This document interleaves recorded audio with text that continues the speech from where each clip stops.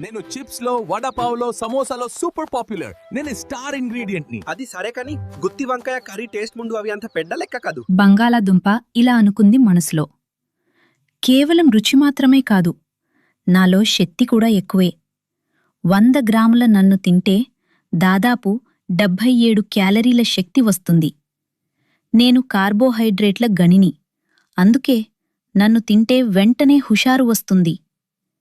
అప్పుడు వంకాయేమో, అబ్బో అంత క్యాలరీలా? నా దగ్గరకు వస్తే నేను చాలా లైట్. 100 గ్రాముల నాలో కేవలం 25 క్యాలరీలే ఉంటాయి. బరువు తగ్గాలనుకునేవారికి నేనే బెస్ట్ ఫ్రెండ్.